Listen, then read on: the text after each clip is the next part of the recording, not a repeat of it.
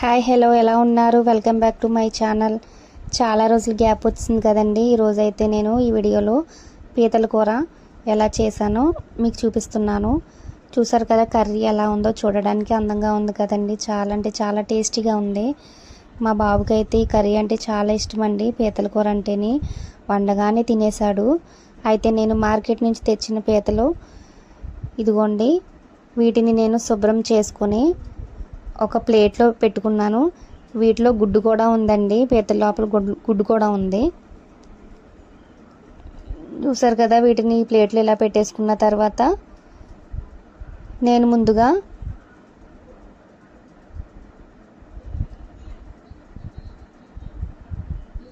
Stove వెలిగించుకుని బాండీ పెట్టాను. బాండీ వేడెక్కిన తర్వాత ఇందులోనే నేను ఆయిల్ వేసుకుంటున్నాను.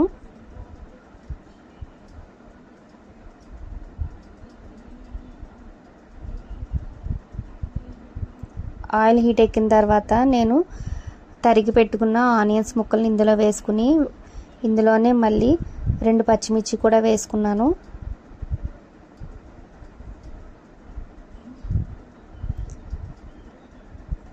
ఇవి కలుపుకొని సరిపడగా సాల్ట్ కూడా వేసుకుని కలిపి మూత పెట్టేసుకున్నానండి. ఒక 2 నిమిషాల తర్వాత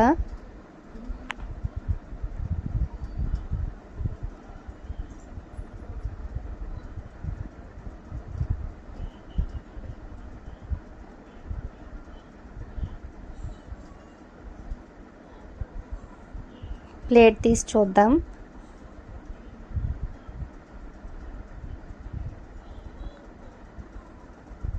ఆనియన్స్ అయితే మగ్గిపోయినాయండి. ఇందులోనే ఒక 2 రబ్బలు కరివేపాకు వేసుకున్నాను. వీటితో పాటుగా టమాటా ముక్కలు కూడా కట్ చేసి పెట్టుకున్నాయి కూడా ఇందులో వేసుకుని మరలా కలుపుకున్నాను. కలిపిన తర్వాత మళ్ళీ మూత పెట్టేసుకుని ఒక 2 నిమిషాల తర్వాత ఓపెన్ చేసి చూస్తే టమాటా ముక్కలు కూడా ఉడికిపోయినాయండి. ఇప్పుడు ఇందులోనే నేను ఆల్ ఐటమ్స్ కలిపిన మసాలా ఉంటుంది కదండి, అది మనం రెడీ చేసి పెట్టుకున్న మసాలా ఒక 2 స్పూన్లు వేసుకుని ఇందులో అలాగే 2 స్పూన్ల కారం కూడా వేసుకున్నాను తగినంతగా.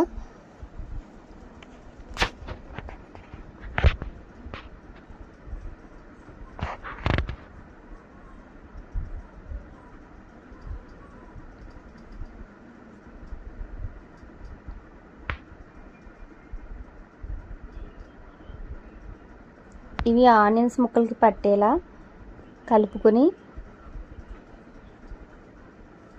ఇందులోనే మనం శుభ్రం చేసి పెట్టుకున్న పీతలు ఉన్నాయి కదండి, అవైతే నేను ఇందులో వేసుకుంటున్నాను. ఇప్పుడు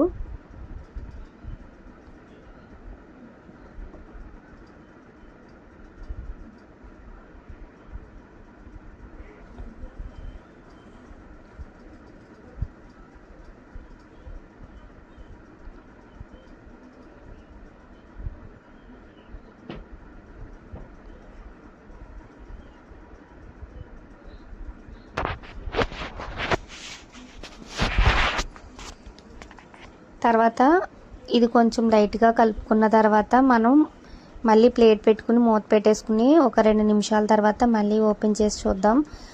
పీతలు వేసిన తర్వాత ముందుగా మనం కలుపుకోకుండా ఒకవైపు అలా ఉంచి తర్వాత ఒక 2 నిమిషాలు అయిన తర్వాత రెండో వైపు తిప్పాలండి.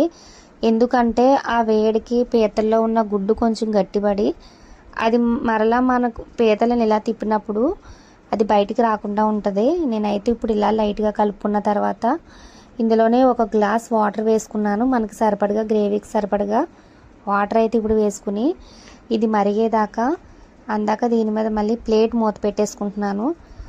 చూసారు కదా, గరిటతో కలపకుండా నేను బాండీని పట్టుకుని చేత్తో ఇలా కలుపుతూ ఉన్నానండి స్లోగా.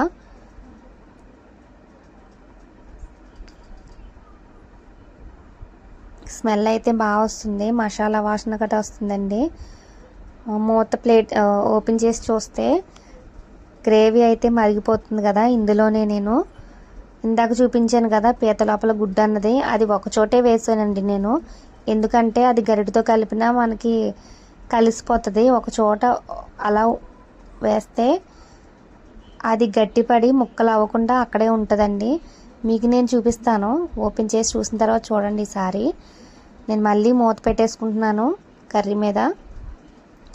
ఇదిగో చూసారు కదా, ఆ పీత లోపల గుడ్డ అన్నది గట్టిపడి అది చిన్న చిన్న ముక్కలు అవ్వకుండా అలానే ఉంది.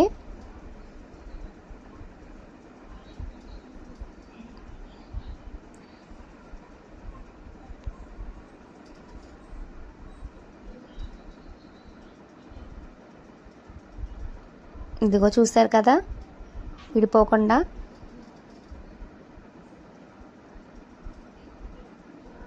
ఎలా ఉందో చూసారు కదా.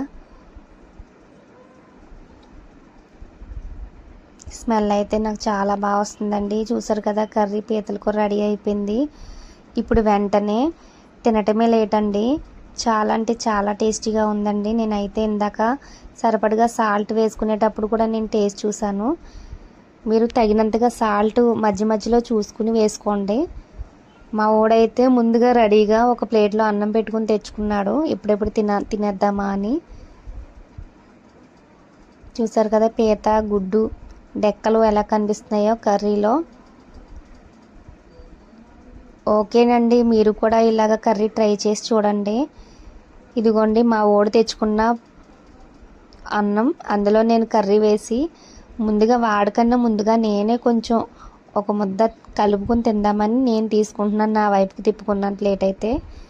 మీరు కూడా ట్రై చేయండి ఫ్రెండ్స్. ఇలాగే మరిన్ని వీడియోలు మీతో నేను షేర్ చేసుకుంటాను. నా